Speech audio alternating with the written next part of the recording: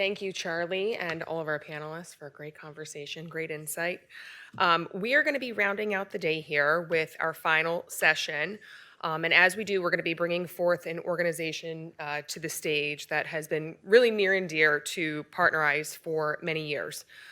So it is in the truest spirit of partnerships that deliver value and meaning that I would like to welcome St. Jude's Kevin O'Brien to the stage. He's going to be sharing a little bit about forging a partnership that will continue to benefit the life of a child long after we all leave here today. Before I bring him up, I'm going to bring my partner, Steve Katz, on stage. I think he'd like to deliver a brief intro as well.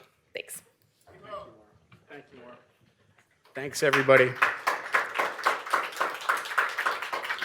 Appreciate you all being here today, and it's both my honor and privilege to introduce Kevin, who I'd like to call a friend. He's a wonderful human being. He's on a very personal mission that we're behind, and I'm hoping some of your organizations can get behind as well.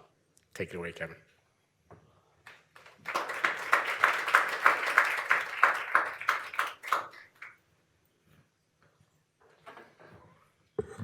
So thank you, Steve. Thank you, Maura, Matt, Liz, and the whole team at Partnerize for this opportunity. And thank all of you who hung in there throughout the day and virtually for this couple of minutes where I'm going to share a little bit about St. Jude Children's Research Hospital with you. So I'd like to draw your attention to the screens. This is a picture from a St. Jude commercial that aired with Jason Taylor and 5 St. Jude patients. And I love this picture because it shows these kids, as sick as they were, from various cancers and sickle cell disease, smiling, laughing, and just being kids.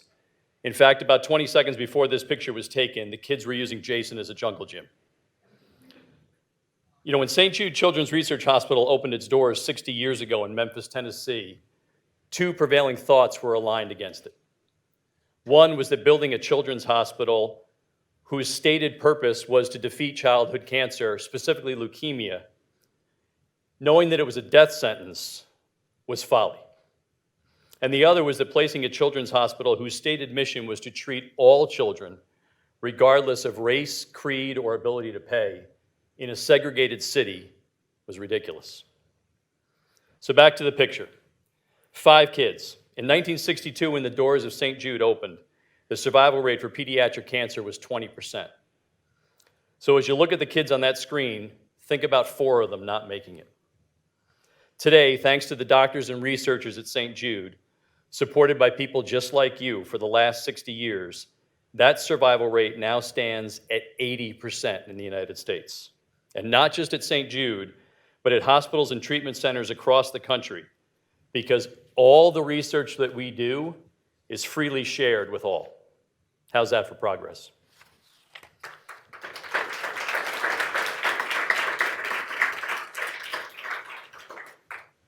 But is 80% good enough? See the little girl in pink?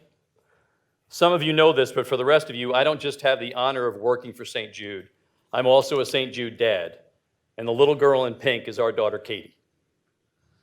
80% survival rate is amazing, unless it means removing your daughter from the picture because she's part of the 20% who don't survive their cancer. We need to do better, and that's why I'm here with you today. I get to be Katie's voice because she isn't here to tell you what she wants you to know. She wants you to know that what you do here today and what you will do in support of St. Jude in the future matters. Her last words to me were, do all you can for St. Jude to make the journey better for the next kid. Profound words from a 7-year-old, but I hope they can guide us through the rest of our discussion. One more look at the picture. Despite the amazing progress here in the United States, the pediatric cancer survival rate worldwide still stands at 20%. Again, think about only one of the kids on that screen surviving. With partnerships across the globe, St. Jude has announced that we will bring that 20% survival rate for the 6 most common forms of pediatric cancer to 60% by the end of this decade. That means the difference between life and death for more than 1 million children in this decade alone. And we need help to do all that we do. So this day, hosted by the amazing team at Partnerize, has been all about partnerships. It's also been about affiliate and funnels, but partnerships don't just happen. They start by making connections, and I hope we can begin that process today. Connections become relationships, and we find synergy, and when we do, relationships can become partnerships. As Steve mentioned, Partnerize is in the process of deepening their relationship with St. Jude and becoming a true partner with our mission.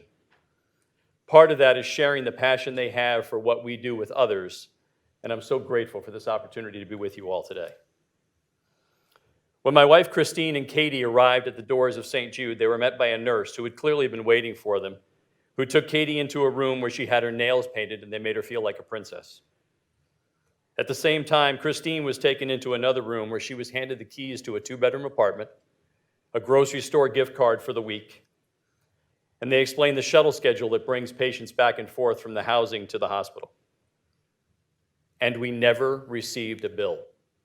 Not for the treatment, not for travel, not for housing, not for food. Did you get that?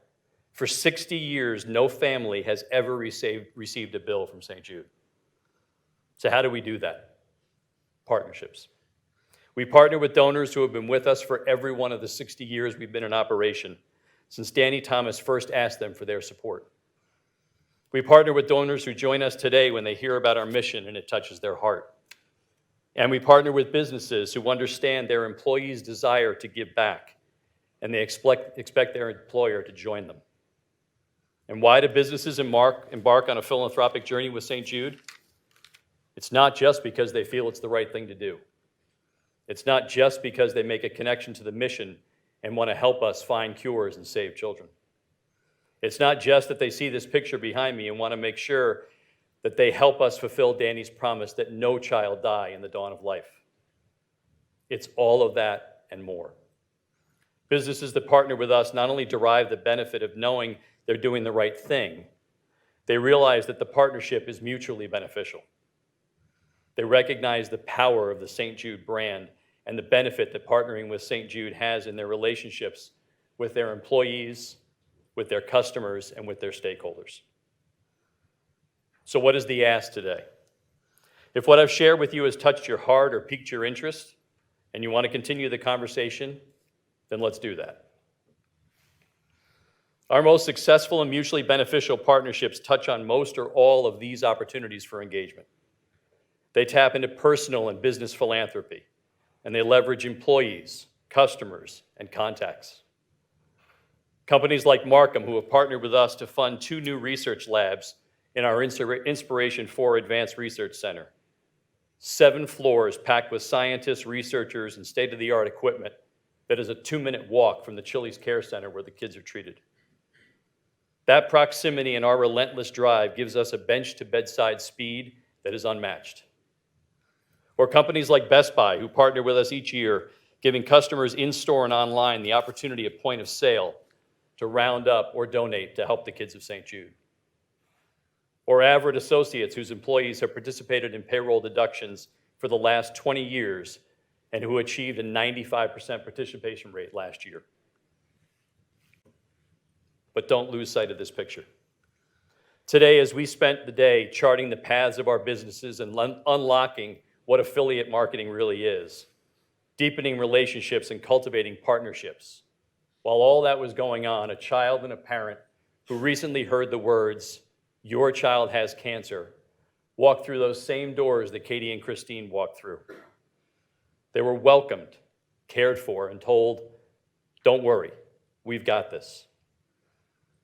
I spoke to Joseph after he finished his talk this morning, and I asked him if I could borrow one of his quotes from what he talked about. He said, "Hope, positivity, and optimism in a time of despair. That's what St. Jude is." In this commercial, which aired on Thanksgiving while Katie was in treatment, Katie and Jason dance as the commercial ends. And when I look at this picture, I remember my little girl and her joy and her smile, and I remember her dancing. But I also remember her tears as we sat in her favorite restaurant after hearing that the tumor had blown back through 31 radiation treatments and 2 rounds of stem cell salvage and chemotherapy. She knew, and we knew, meant that she was going to die. Christine, my wife, asked her why she was crying, and Katie replied, "Because I just realized I'm never going to get to dance with Daddy at my wedding." I need your help to save these kids. Kids here in New York, kids across the country, kids around the world. Together, we can get that next little girl to the point where the tumor doesn't come back, to the point where she stays in the picture, and to the point where she has that dance with her dad. Thank you for listening. Thank you for caring. And thank you for all we will do to partner together for the kids of St. Jude.